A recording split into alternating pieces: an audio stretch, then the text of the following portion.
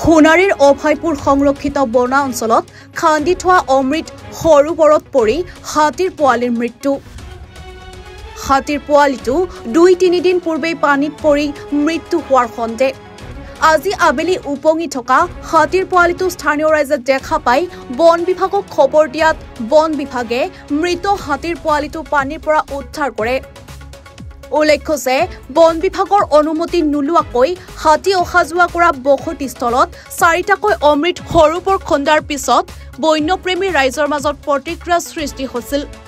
বন্য আইন উলংঘা কৰি সুৰক্ষিত বনাঞ্চলত অমৃত সৰোবৰসমূহ বৰ্তমান বন্য জীৱ জন্তুৰ বাবে মৃত্যুৰ উপত্যকাত পৰিণত হৈ পৰিছে। চৰাইদেউৰ জিলা প্ৰশাসনে কি ব্যৱস্থা গ্ৰহণ কৰে সেয়া লক্ষণীয় হ'ব। আপোনাৰ হাতী পোৱালি এটা পাইছে ৰিজাৰ্ভৰ ভিতৰত।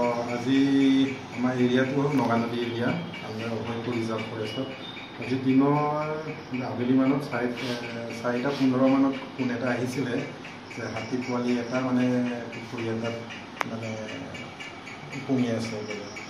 তো সেই পুখুৰীটো আছিলে আমাৰ অমৃত সৰোবৰৰ পুখুৰী, যোৱা বছৰে খান্দা হয়।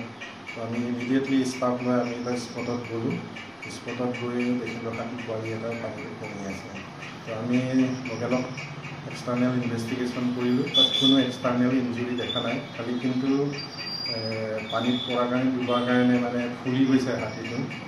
তো ছাছপেক্টেড আমি হাতীটো নদীত পানীত বুঢ়ীখিনি মৰিছে চাগে, কিন্তু আমি পোষ্টমৰ্টেম কৰাৰ পিছত গম পাম।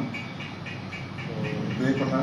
আৰু দেখা গৈছিল যে অভয়পুৰ ৰিজাৰ্ভৰ ভিতৰত যি অমৃত সৰোবৰ খান্দিছিলে সেইটো লৈ যথেষ্ট সংখ্যক বিতৰ্কৰ সৃষ্টি হৈছিলে, কিন্তু তাৰ পাছত আজি দেখিবলৈ পোৱা গ'ল এটা হাতী পোৱালি হেৰি হৈছে। আচলতে এইটো যিটো এলিফেণ্ট কৰিডৰ, তাত আচলতে এই অমৃত সৰোবৰটো আচলতে পতাটো কিমান গ্ৰহণযোগ্য আছিল বাৰু?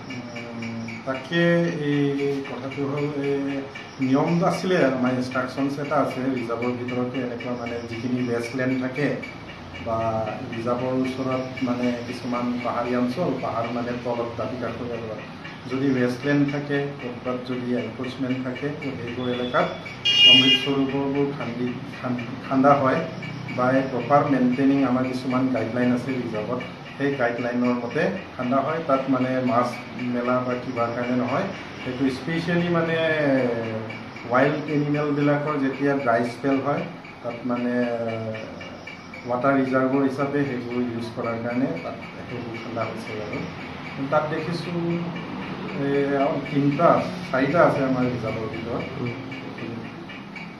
আজি দুখৰ কথা, তাত হাতী পোৱালি এটা মৰিছে। চৰাইদেউৰ পৰা পৰিস্মিতা ফুকনৰ ৰিপৰ্ট, এনিভাৰত 24। নমস্কাৰ, মই উৎপল দাস আৰু আপোনালোকে চাই আছে এনিভাৰত। আৰু আপোনালোকক জনাবলৈ পাই মই বহুত সুখী হৈছোঁ যে আমাৰ সকলোৰে মৰমৰ শ্ৰদ্ধা জুবিন গাৰ্গৰ গীতসমূহৰ ভিত্তিত এটা খুব সুন্দৰ ৰিয়েলিটি শ্ব' এনিভাৰতে আয়োজন কৰিছে, জুবিনৰ গানে কি আনে।